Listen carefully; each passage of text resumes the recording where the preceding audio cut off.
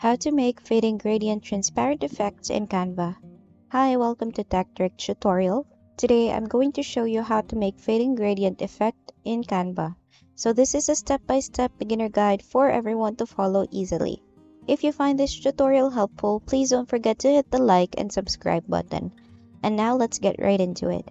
So first up, you just need to have a untitled design page right here in Canva ready. And afterwards, what we're going to do is we're going to go to the elements section. However, if you do have a photo on hand, you can go to your upload section and use that photo of your choice. Now here, I'm just gonna search for a photo that I can actually edit and make use of. Now here, in the search bar, I'm going to search for one person. And then after that, let's scroll through and let's see if we can use any of the images right here. So say for example, we would like to make use of this photo right here.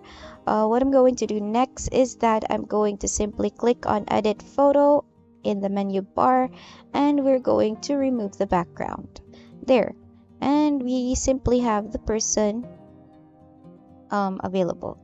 Now let's detach the image as a background and let's resize the photo.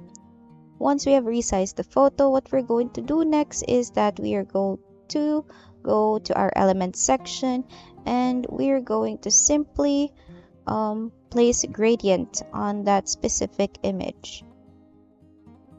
Alright, so you can find this effect in the elements section and make sure to group all the gradient effect.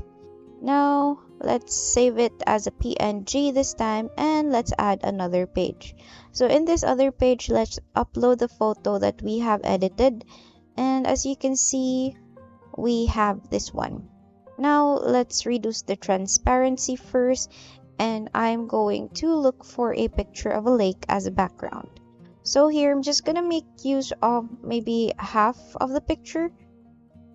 Okay, and then we're gonna flip the picture to the other side. Alright, once we've flipped the picture, what we're going to do next is to send this picture forward.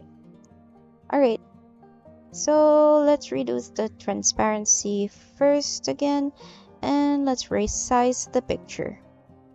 Once all is good, what we need to do next is that we are going to go to the adjust section.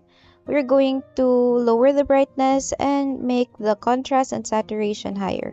Also for the transparency, you just need to make it 100 again.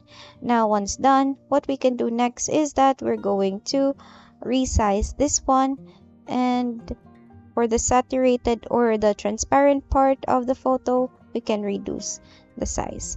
Okay. Now what we can do is that we can go to the effects section, and right here we can see shadows.